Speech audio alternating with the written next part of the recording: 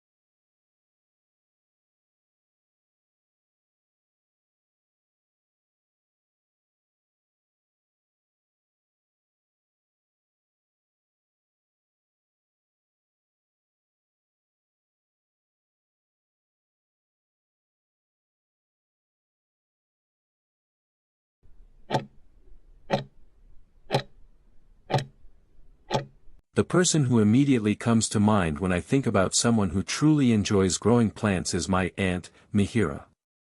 She is a vibrant and energetic woman in her late 50s, with a smile that seems to bloom as readily as her beloved flowers.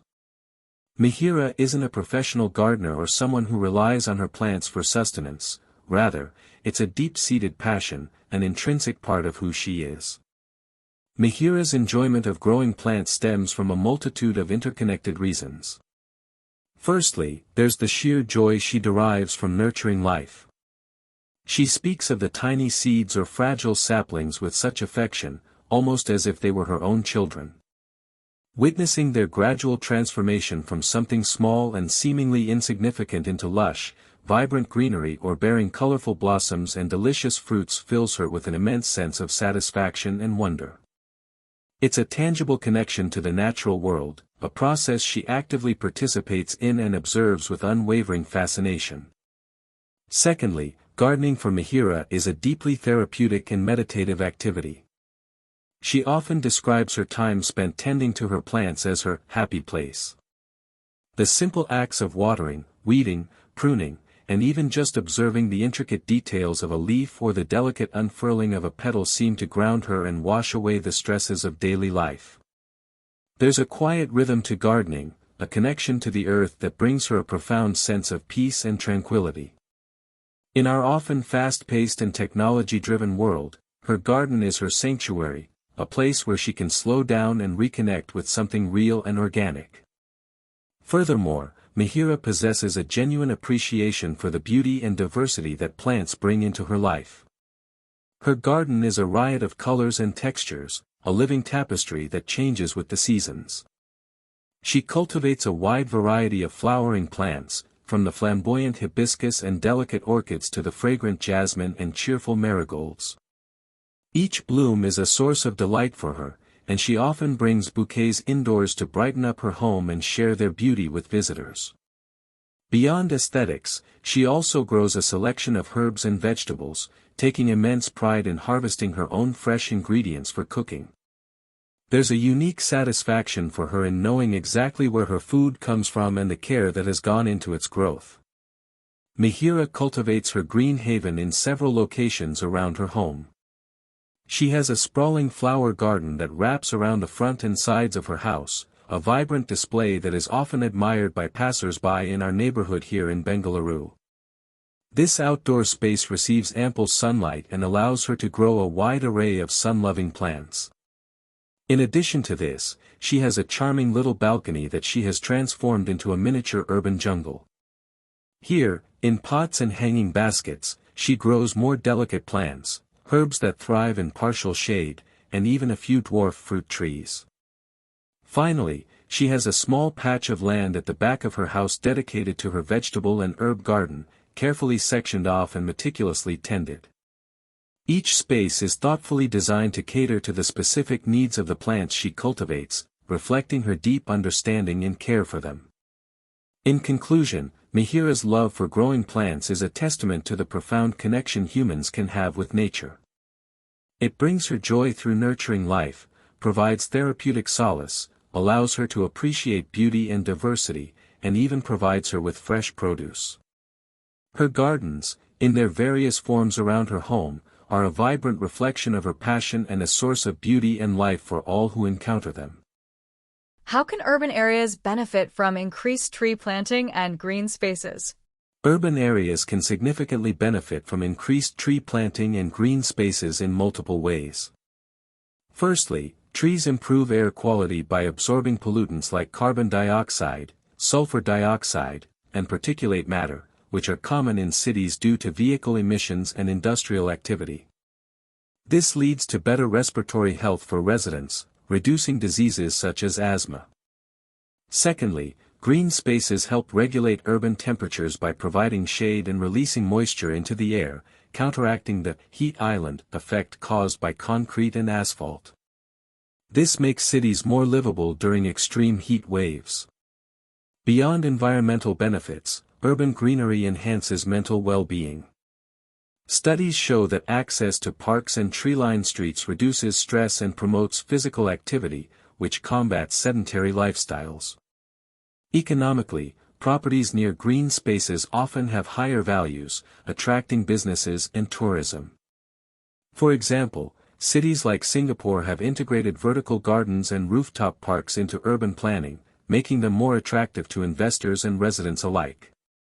However, maintaining green spaces requires proper planning, choosing native tree species that thrive in urban conditions, ensuring equitable distribution across neighborhoods, and securing long-term funding for upkeep. Without these measures, tree planting initiatives may fail.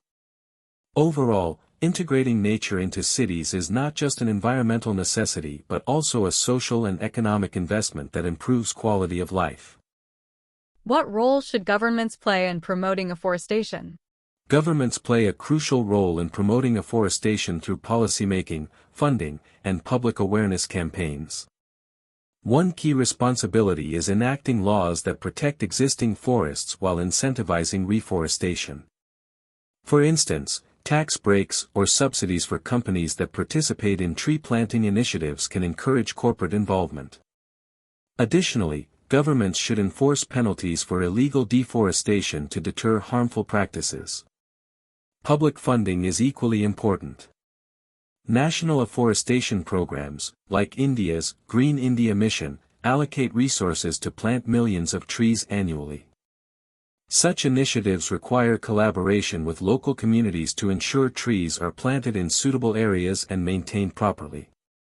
Governments can also partner with NGOs and schools to educate citizens on the importance of trees, fostering a culture of environmental stewardship. Moreover, urban planning policies should mandate green spaces in new housing and commercial developments. Cities like Copenhagen have implemented strict regulations requiring rooftop gardens and tree-lined streets in all new constructions. Without government intervention, afforestation efforts may remain fragmented and ineffective. By combining legislation, financial support, and education, governments can drive large-scale, sustainable afforestation that benefits both people and the planet. Can green cities help combat climate change? If so, how? Yes, green cities can play a significant role in mitigating climate change through multiple strategies. One major contribution is carbon sequestration. Trees and urban forests absorb CO2, a primary greenhouse gas, thereby reducing atmospheric pollution. Dense urban vegetation also lowers energy consumption by providing natural cooling, which decreases reliance on air conditioning and fossil fuel-based electricity. Another critical factor is sustainable infrastructure. Green cities prioritize renewable energy, energy-efficient buildings, and public transportation, all of which reduce carbon footprints. For example, cities like Stockholm have invested in extensive cycling lanes and electric buses to cut emissions. Additionally, urban green spaces improve water management by absorbing rainwater, reducing flood risks linked to climate change. However, simply planting trees is not enough. Cities must adopt holistic policies, such as waste reduction and circular economies, to maximize environmental benefits. While challenges like funding and space limitations exist, the long-term advantages, cleaner air, lower temperatures, and enhanced biodiversity, make green urban planning a vital tool in the global fight against climate change. What challenges do cities face when trying to become greener? Cities encounter several challenges when transitioning to greener models. The primary obstacle is limited space. Urban areas are densely built, leaving little room for parks or tree planting. High land costs further complicate efforts, as developers prioritize profitable projects like housing over green spaces. Another issue is funding. Maintaining urban forests, renewable energy systems, and eco-friendly infrastructure requires substantial investment, which many municipalities lack. Public resistance can also hinder progress. Some residents oppose tree planting due to allergies or concerns about falling leaves blocking drains. Additionally, political short-termism often delays environmental projects, as politicians favor visible, quick-win policies over long-term sustainability. Despite these challenges, solutions exist. Vertical gardens and rooftop green spaces optimize limited land, while public-private partnerships can secure funding. Education campaigns can shift public opinion, and policy frameworks can ensure continuity beyond political cycles. While becoming a green city is difficult, the long-term benefits for health, economy, and environment make it a necessary goal. Another critical factor is sustainable infrastructure. Green cities prioritize renewable energy, energy-efficient buildings, and public transportation, all of which reduce carbon footprints. For example, cities like Stockholm have invested in extensive cycling lanes and electric buses to cut emissions. Additionally, urban green spaces improve water management by absorbing rainwater, reducing flood risks linked to climate change. However, simply planting trees is not enough.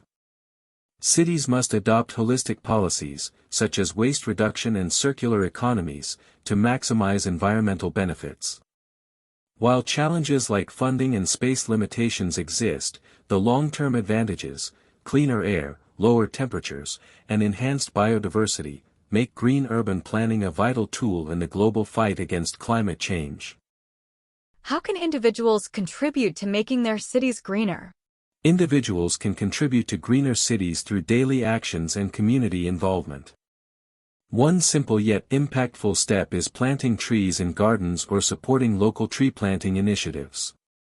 Even balcony plants or indoor greenery help improve air quality. Residents can also adopt sustainable habits, such as using public transport, cycling, or carpooling, to reduce emissions. Waste reduction is another key area.